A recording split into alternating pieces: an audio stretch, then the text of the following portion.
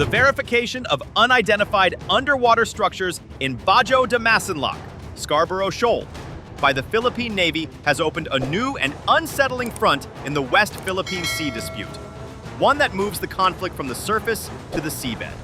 What began as a territorial standoff of ships and blockades may now be evolving into a clandestine contest of underwater dominance, suggesting the possible deployment of covert infrastructure beneath Philippine waters.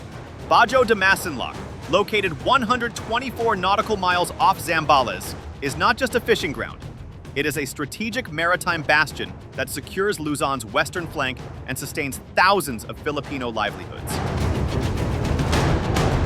Any new underwater activity here, therefore, strikes at both national security and human survival, testing Manila's capacity to defend its rights under international law. The 2016 Arbitral Tribunal ruling and the UNCLOS framework remain the Philippines' strongest legal shields, but Beijing's continued defiance reveals how international rulings, left unenforced, struggle to restrain power-driven expansionism. This latest discovery underscores the evolution of China's gray zone tactics.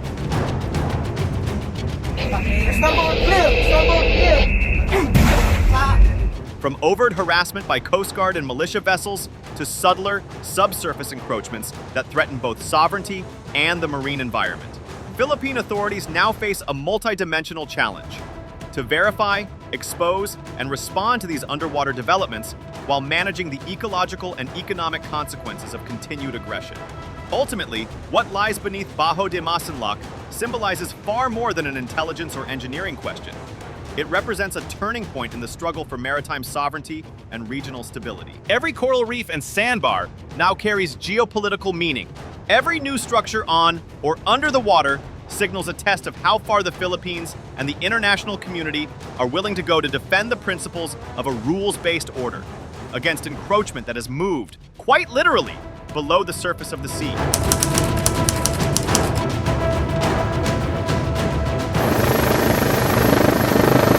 The Philippine Navy's announcement of a verification mission in Bajo de Masinloc, Scarborough Shoal, has stirred fresh urgency in Manila's defense establishment, as officials work to confirm reports of unidentified underwater structures detected within the country's exclusive economic zone, EEZ. The development introduces a new and potentially dangerous dimension to the ongoing West Philippine Sea, WPS, dispute, one that moves the conflict from visible maritime confrontations to covert, subsurface installations. Rear Admiral Roy Vincent Trinidad, the Navy's spokesperson for the West Philippine Sea, confirmed the ongoing verification effort, stating, "We have received reports of certain structures underwater, which we are verifying." He explained that these anomalies were detected during a routine Maritime Domain Awareness (MDA) operation by the Northern Luzon Command, which continuously monitors activity near the shoal. I will check with Naval Forces West and Western Command. I think at their level, they focus more on the more dangerous illegal actions. The Navy's objective, Trinidad said, is to determine whether these underwater objects are new Chinese installations or remnants of older structures from past military use, a distinction that could have serious implications for both national security and international diplomacy. To understand the weight of this discovery, it's essential to recall the historical precedent of submerged or surface structures in Bajo de Masinloc. In the early 2000s, for instance, the Philippines investigated similar sightings that were ultimately traced to building blocks and target markers left behind when the area served as a joint bombing range for U.S. and Philippine forces. Rear Admiral Trinidad cited this as a reference point, emphasizing the importance of careful verification before making official claims. However, not all past incidents have been benign. A notable 1997 confrontation saw the Philippine Navy intercept and dismantle a steel structure that Chinese personnel had attempted to erect in the same area, an early indicator of Beijing's long-term intent to establish physical control over the shoal. That decisive action, taken nearly 3 decades ago, prevented a potential Chinese foothold. Today, the specter of underwater construction raises the unsettling question of whether a new phase of encroachment is underway, one more difficult to detect, monitor, or reverse. This blend of official caution and historical memory captures the gravity of the moment, The Navy's verification mission is not merely a technical operation.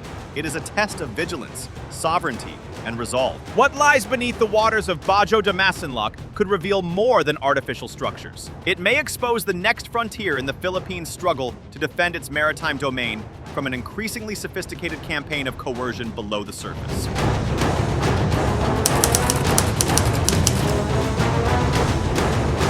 The ongoing verification of possible underwater structures in Bajo de Masinloc, Scarborough Shoal, comes at a time of heightened Chinese assertiveness across the West Philippine Sea, WPS.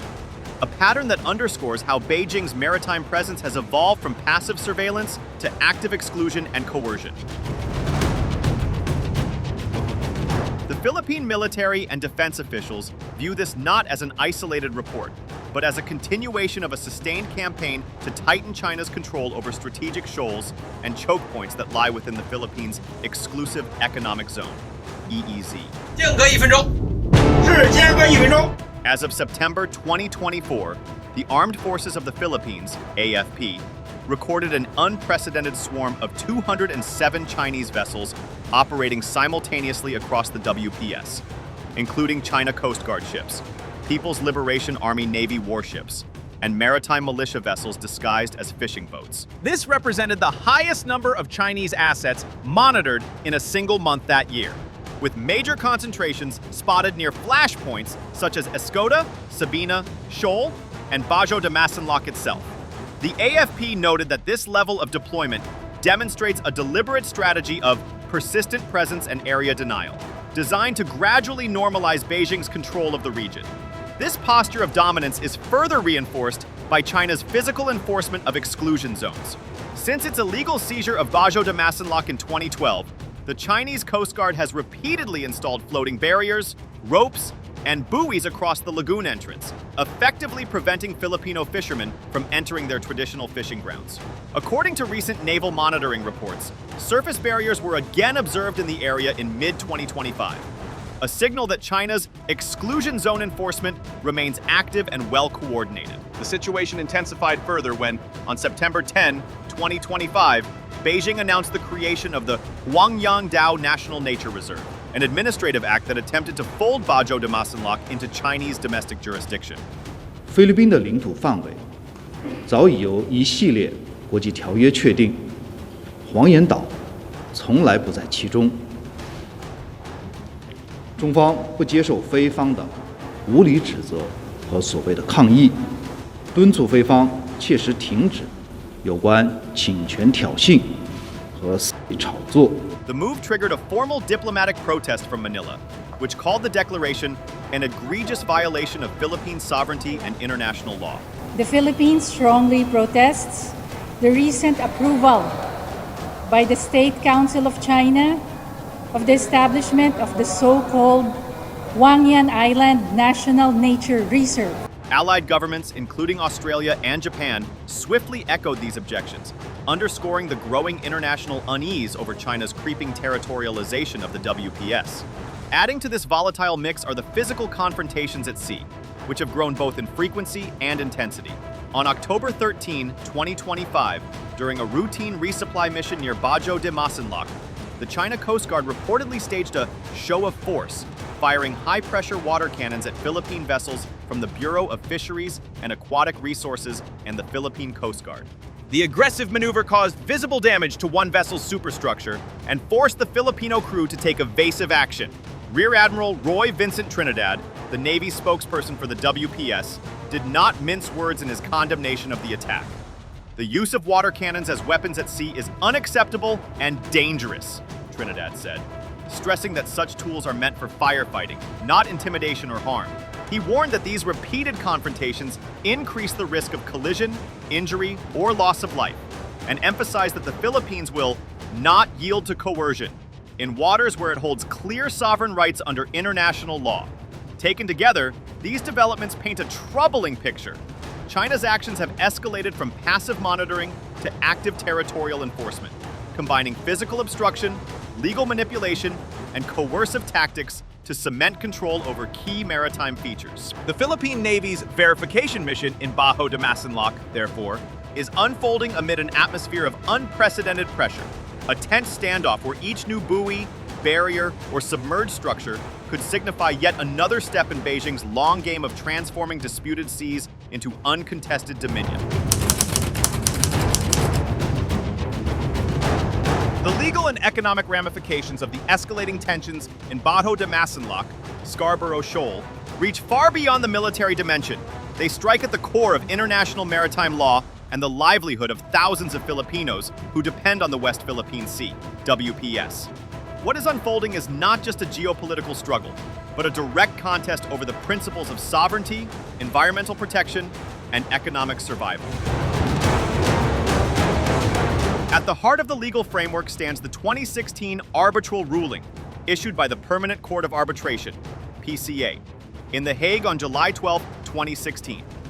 This landmark decision, hailed globally as a triumph for international law, categorically invalidated China's sweeping 9-line claim, ruling that its assertions of historic rights within most of the South China Sea had no legal basis under the United Nations Convention on the Law of the Sea. Crucially, the tribunal determined that Bajo de Masinloc, Scarborough Shoal, is a traditional fishing ground, historically shared among Filipino, Chinese, and Vietnamese fishermen, but that the waters surrounding it fall squarely within the Philippines' exclusive economic zone, EEZ. In legal terms, the ruling was definitive and binding, but China has chosen to ignore it. Beijing declared its non-acceptance and non-participation in the proceedings, and has since continued to assert control through coercive measures, construction, and militarization. In a telling response, China's state-run Global Times dismissed the ruling as more radical and shameless than expected, reflecting Beijing's open defiance of a system it deems politically motivated. For Manila, this rejection not only undermines the UNCLOS framework, but also erodes faith in the enforceability of international law, especially for smaller states facing larger powers. Beyond the legal defiance, the environmental and economic costs of China's actions in the WPS have been catastrophic. Marine scientists and independent monitoring groups have documented widespread ecological destruction tied to dredging, island building, and giant clam harvesting by Chinese vessels. According to a comprehensive study by marine ecologists, approximately 16,535 acres of coral reefs across the region have been destroyed due to China's large-scale reclamation activities.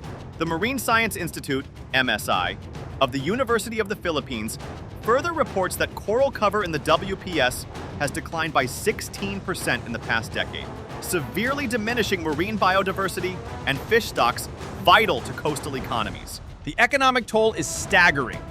The UP Marine Science Institute estimates that the Philippines loses around 33.1 billion pesos, $681.4 million every year due to reef ecosystem degradation and restricted access to traditional fishing grounds like Bajo de Masinloc and the Spratly Islands. These losses are not just abstract numbers. They translate into fewer fish catches, declining incomes for local fishermen, and higher food insecurity for coastal communities already struggling with poverty and climate stress. Thus, the dispute over Bajo de Masinloc is more than a clash of territorial claims. It represents a collision between international law and raw power, between ecological preservation and environmental vandalism, between human livelihood and strategic ambition. The scars left on the coral reefs are mirrored by the wounds inflicted on the Philippines' economy and sovereignty. And as the seas continue to heat up, both literally and politically, the consequences of ignoring the law grow deeper, threatening not just one nation's rights, but the future stability and sustainability of an entire region. The verification of suspected underwater structures in Bajo de Masinloc may seem like a technical investigation, but its implications reach deep into the heart of regional security and sovereignty. What the Philippine Navy ultimately finds beneath those waters could either confirm a benign relic of history or expose a new chapter in China's methodical expansion below the surface. If verified as new, these underwater structures could serve a far more strategic purpose than previously imagined. Experts warn they may be part of a network of subsurface installations designed for intelligence, surveillance, and reconnaissance, ISR, the unseen architecture of a permanent maritime presence. Just as Beijing transformed reefs in the Spratlys into full-fledged military outposts equipped with runways, radar systems, and missile sites, the deployment of underwater systems around Bajo de Masinloc could mark a similar bid for technological entrenchment, one that extends China's operational reach into Philippine waters. As one defense analyst put it, if surface control is about power projection, underwater infrastructure is about permanence. This evolving situation demands a whole-of-government response. The Philippines must strengthen coordination between the Armed Forces of the Philippines, AFP, for patrol enforcement, the Philippine Coast Guard, PCG, for maritime domain awareness, and the Department of Foreign Affairs, DFA, for diplomatic pressure. The DFA has already filed 47 diplomatic protests against China in 2025 alone, underscoring Manila's proactive defense of its legal and moral standing. Yet as Defense Secretary Gilberto Teodoro Jr. previously noted, protests are not enough. We must back diplomacy with deterrence. The path forward lies in deepening international cooperation. The Philippines must continue aligning with partners, from the United States and Japan to Australia and the European Union, to reinforce the 2016 Arbitral ruling as the cornerstone of a rules-based order. Joint patrols, capacity-building initiatives, and data-sharing mechanisms can help deter further incursions while enhancing the transparency of China's activities undersea. Ultimately, the danger is not just in the structures themselves, but in what they represent: the systematic erosion of Philippine sovereign rights through stealth and normalization. The underwater domain has become the newest battleground in a contest that blurs the lines between peace and provocation. How the Philippines responds, with vigilance, unity, and strategic foresight, will define not only the fate of Bajo de Masinloc, but also the future of stability and law in the entire West Philippine Sea. If you liked the video, do not forget to like, share, and subscribe our channel for deep analysis of contemporary issues.